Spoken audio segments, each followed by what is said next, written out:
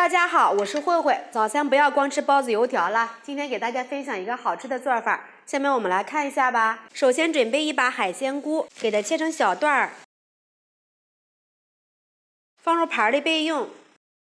准备一个西红柿，打十字花刀，放入碗里，倒入开水烫一下，好去皮。准备一把小葱，对半切开，切成葱花。放入盘里备用。西红柿去皮，西红柿对半切开，先切成片儿，再切成小块儿，放入盘里备用。再准备2块钱的馄饨皮儿，四周抹上一点清水。这是昨天调的白菜猪肉馅儿，对折，边缘捏紧，两端给它粘在一起，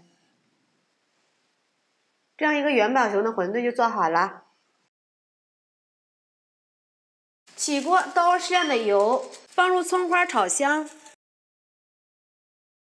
炒出香味儿，放入西红柿丁，放入1勺食用盐，快速的炒出西红柿的汤汁。炒出汤汁，倒入海鲜菇，翻拌均匀。倒入适量的开水，水的量可以根据人口的多少来决定。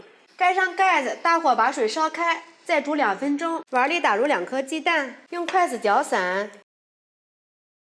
时间到，打开盖子，把馄饨下入锅里。这个馄饨呢，也可以提前包好，放到冰箱里面冷藏，这样子早上起来做的时候就非常的方便啦。用铲子轻轻的推动一下，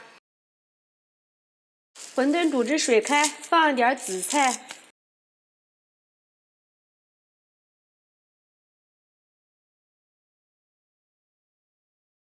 从高处淋入鸡蛋液，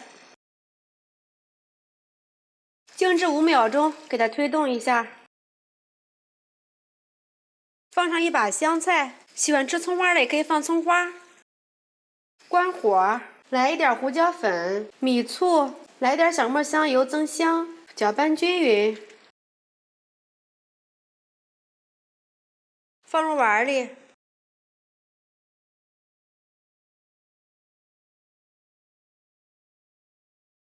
一道非常简单又好喝的馄饨汤就做好了。冬天喝上这么一碗，真的是暖身又暖胃，有鸡蛋，有蔬菜，又有肉，营养真的是非常的均衡。拿它当早餐，吃上这么一碗，全身都是非常的暖和。这个汤呢也是非常的鲜美，用西红柿来打底，非常的开胃。喜欢的朋友们就赶紧试一下吧。选慧慧的视频，记得点击关注转发，拜拜。